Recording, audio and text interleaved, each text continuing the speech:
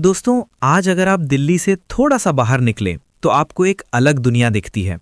आसमान छूती हुई बिल्डिंग्स, चमचमाती हुई ग्लास की offices, rapid metro, 5 star hotels, golf courses. ये जगह है गुड़गांव, अब गुरुग्राम। लोग इसे मिलेनियम सिटी कहते हैं। इंडिया के आधे यूनिकॉर्न स्टार्टअप्स यहीं हैं। गूगल, फेसबुक, माइक्रोसॉफ्ट के ऑफिसेज यहीं हैं। लेकिन 1970s में ये जगह क्या थी? यहाँ कुछ नहीं था। यहाँ खेती यानी फार्मिंग भी नहीं होती थी, क्योंकि जमीन पथरीली थी। यहाँ रात को गीदड़ रोते थे, सांप घूमते थे। कोई दिल्ली का आदमी वहाँ जमीन खरीदना तो दूर, वहाँ से गुजरना भी पसंद नहीं करता था। सोचिए, एक ऐसी बंजर जमीन पर एक आदमी ने खड़े होकर सपना देखा। उसने सोचा, मैं यहाँ सिंगापुर बनाऊंगा। लोगों ने उसे पागल कहा। लोगों ने कहा, तुम्हारे पास बिजली नहीं है, पानी नहीं है, सड़क नहीं है, तुम यहां सिटी कैसे बनाओगे? उस आदमी ने कहा, मैं सरकार का इंतजार नहीं करूंगा, मैं सड़क खुद बनाऊंगा, मैं बिजली खुद बनाऊंगा। वो आदमी थे केपी सिंह। आज डीएलएफ इंडिया की सबसे बड़ी रियल एस्टेट कंपनीज में से एक है।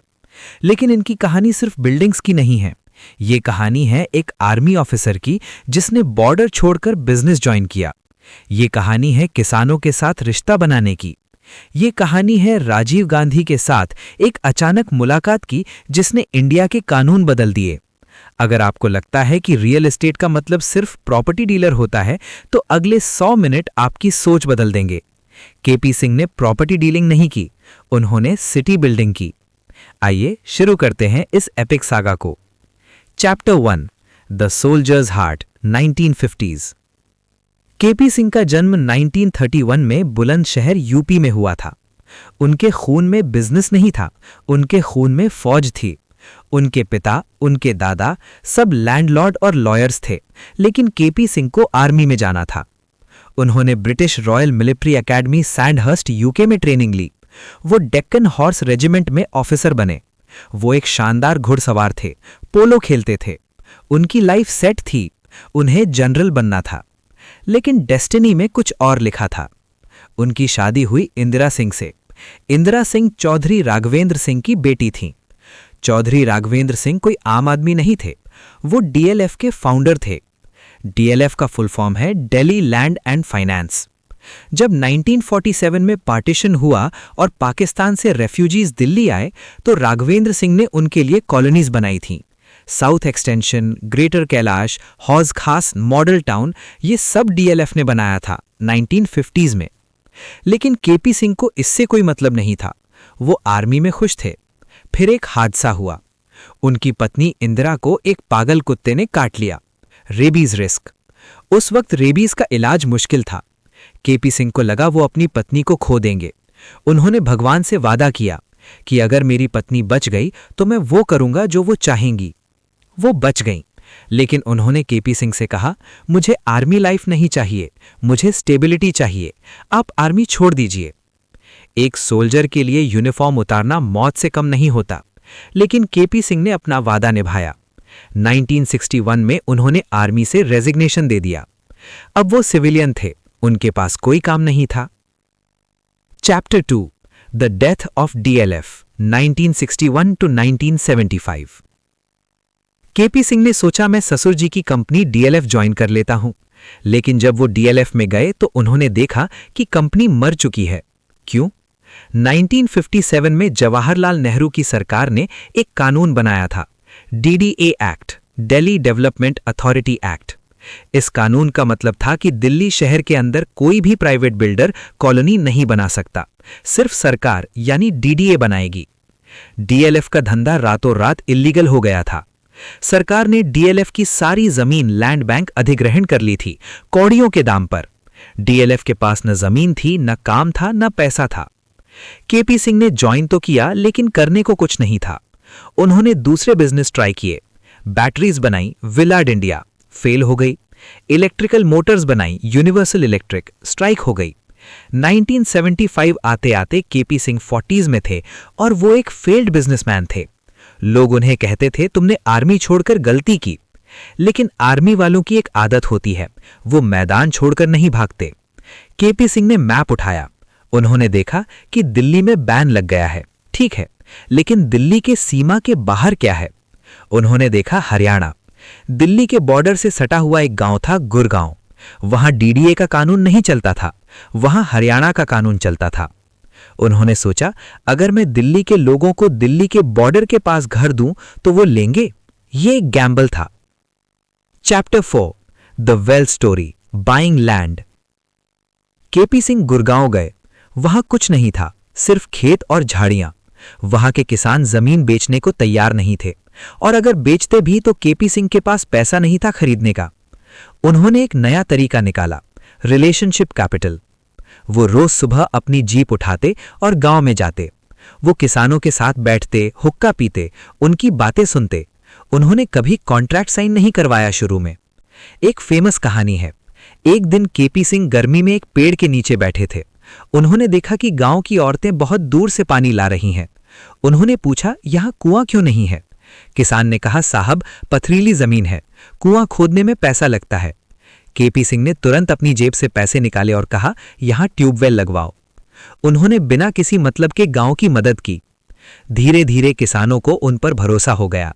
ये फौजी आदमी है, धोखा नहीं देगा। किसानों ने कहा, साहब आप जमीन ले लो, पैसे जब होंगे तब दे देना। बिना पैसे के केपी सिंह ने 3500 एकड़ जमीन जोड़ ली। ये शायद दुनिया का सबसे बड़ा लैंड असेंबली ऑपरेशन था जो बिना किसी वायलेंस के हुआ। Chapter 5 the chance meeting, Rajiv Gandhi. जमीन तो मिल गई, लेकिन कानून अभी भी दुश्मन था। हरियाणा में भी ऐसे रूल्स थे कि आप बड़ी टाउनशिप नहीं बना सकते थे। केपी सिंह फाइल लेके ब्यूरोक्रेट्स के चक्कर काट रहे थे। कोई सुन नहीं रहा था। 1980s का वक्त था।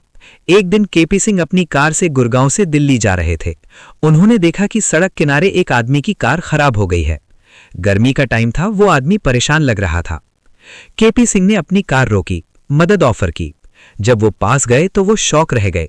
वो राजीव गांधी थे, यानी उस वक्त वो प्रधानमंत्री नहीं थे। संजय गांधी की डेथ हो चुकी थी। केपी सिंह ने उन्हें लिफ्ट दी। रास्ते में बातें हुईं। राजीव गांधी ने पूछा, मिस्टर सिंह आप क्या करते हैं? केपी सिंह ने बताया, मैं एक नया शहर बसाना चाहता हूं, लेकिन कानून मुझे रोक रहा है। राजीव गांधी यंग थे, मॉडर्न सोच के थे।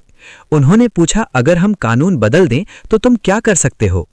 केपी सिंह ने कहा, अगर आप मुझे परमिशन दें तो मैं इंडिया को दिखा दूंगा कि वर्ल्ड क्लास सिटी कैसे बनती है, बिना सरकार के पैसे के। कुछ महीने बाद राजीव गांधी प्राइम मिनिस्टर बने। उन्होंने हरियाणा सरकार को बोला कि पॉलिसीज चेंज करो, और डीएलएफ को लाइसेंस मिल गया। इसे कहते हैं सेरेंडिपिटी। किस्मत बहादुरों का साथ देती है। Chapter 5 building the ecosystem, the BPO revolution. अब केपी सिंह के पास जमीन थी और लाइसेंस था। उन्होंने रेजिडेंशियल प्लॉट्स बेचने शुरू किए। DLF Qutub enclave. लोगों ने खरीदा, लेकिन वो वहां रहने नहीं आए। क्यों? क्योंकि वहां जॉब्स नहीं थे। लोग दिल्ली में काम करते थे, गुड़गांव में क्यों रहेंगे? केपी सिंह को समझ आ गया, अगर शहर बसाना है तो पहले नौकरी यानी वर्क लानी पड़ेगी। उन्होंने सोचा, कौन सी कंपनी है जो शहर से दूर ऑफिस खोल सकती है? उन्होंने फोकस किया अमेरिकन कंपनीज पर, आउटसोर्सिंग। केपी सिंह गए अमेरिका। वहां उनकी मुलाकात हुई जैक वेल्च से। जैक वेल्च जनरल इलेक्ट्रिक यानी जीई के चेयरमैन थे। दुनिया के सबसे बड़े सीईओ माने जाते थे। केपी सिंह ने जैक वेल्च को इंडिया इनवाइट किया। जैक वेल्च आए। उन्होंने डीएलएफ की जमीन देखी। उन्होंने कहा, मिस्टर सिंह, यहां तो गधे घूम रहे हैं, मैं यहां हाईटेक ऑफिस कैसे बनाऊं? केपी सिंह ने उन्हें एक विजन बेचा। उन्होंने कहा, जैक, तुम बिल्डिंग की चिंता मत करो, मैं तुम्हें ऐसी बिल्डिंग बना के दूंगा जो अमेरिका से बेहतर होगी। मैं तुम्हें पावर प्लांट लगा के दूंगा, मैं तुम्हें फायर स्टेशन बना के दूंगा। जैक वेल्च मान गए। 1997 में जीई कैपिटल का ऑफिस गुड़गांव में खुला।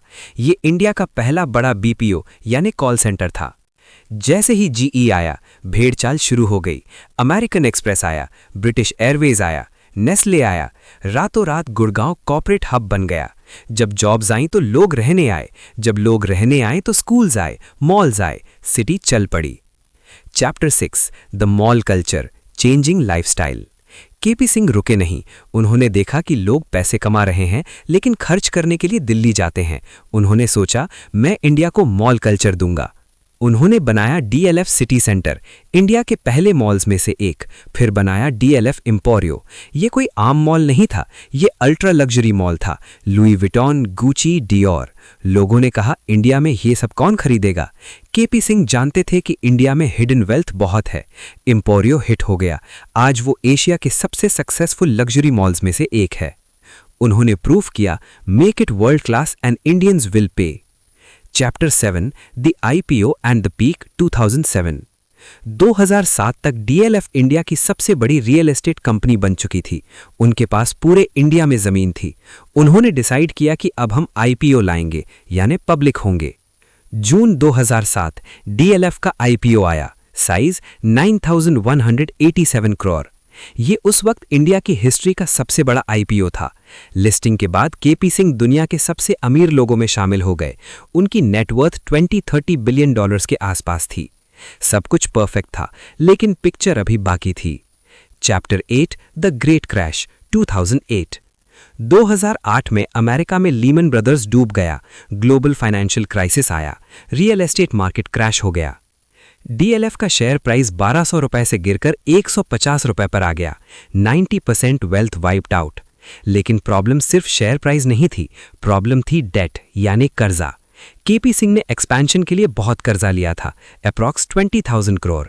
बैंक्स पैसे मांग रहे थे, सेल्स बंद हो गई थी। लोग कह रहे थे डीएलएफ अब यूनिटेक बन जाएगा, डूब जाएगा। यहां केपी सिंह ने दिखाया कि वो एक फौजी हैं। उन्होंने पैनिक नहीं किया, उन्होंने स्ट्रैटेजी बनाई, सेल नॉन कोर एसेट्स। उन्होंने कहा जो चीज हमारे लिए जरूरी नहीं है उसे बेच दो, चाहे लॉस में बेचना पड़े। उन्होंने अमन रिजॉर्ट्स यानी लग्जरी होटल्स बेचे। उन्होंने विंड पावर बिजनेस बेचा।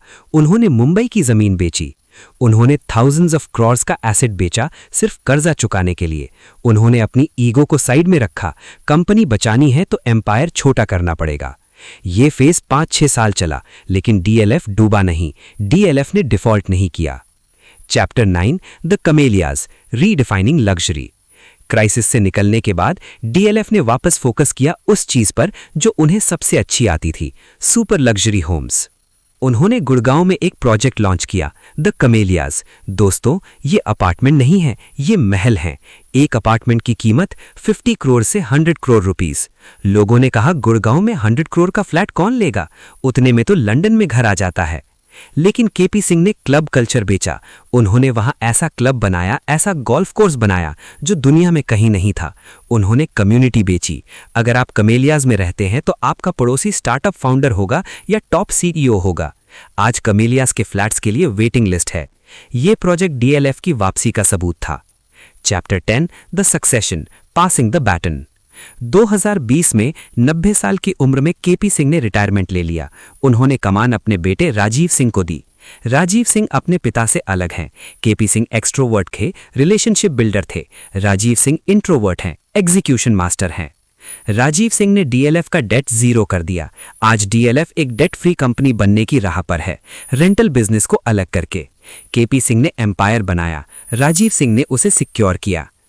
Conclusion the algorithm of city building. तो दोस्तों, इस 100 मिनट की मास्टर क्लास से हमें क्या सीखने को मिलता है? Vision over reality. जब गुड़गांव में गीदड़ रोते थे तब केपी सिंह ने सिंगापुर देखा। एंटरप्रेन्योर वो देखता है जो आंखों से नहीं दिखता। Aggregation strategy. बड़ा बनने के लिए टुकड़ों को जोड़ना पड़ता है। लैंड एग्रीगेशन, प्यार से, विश्वास से। Policy hacking. अगर कानून रुकावट है तो कानून बदलने की कोशिश करो। Rajiv Gandhi meeting. Create the ecosystem. सिर्फ घर मत बनाओ, नौकरी यानी जीई लाओ, मॉल्स लाओ। जब इकोसिस्टम बनता है तो वैल्यू बढ़ती है। Survival instinct. जब बुरा वक्त आए 2008 जैसा तो ईगो मत रखो, एसेट्स बेचो, कर्जा चुकाओ और जिंदा रहो। केपी सिंह ने हमें सिखाया कि अर्बनाइजेशन अपने आप नहीं होता, उसके लिए एक पागल आदमी चाहिए होता है जो रेत को सोने में बदल सके। गुड़गांव जैसा भी है, ट्रैफिक है, पोल्यूशन है, लेकिन वो इंडिया की इकोनॉमिक इंजन है और उस इंजन को स्टार्ट करने वाला चाबी एक फौजी के पास थी। तो अगली बार जब आप साइवल हब में कॉफी पिएं तो याद रखिएगा उस वेल को जो केपी सिंह ने 1975 में खुदवाया था। दोस्तों, ये थी डीएलएफ की एपिक सागा। अगर आपको लगता है कि हमने वैल्यू ऐड की है तो सब्सक्राइब करें। नेक्स्ट एपिसोड में हम किस पर डीप डाइव करें? क्या हम Kumar Mangalam Birla the commodities king की बात करें या सज्जन Jindal the man of steel? Comment करके बताओ। Build your own city. जय हिंद।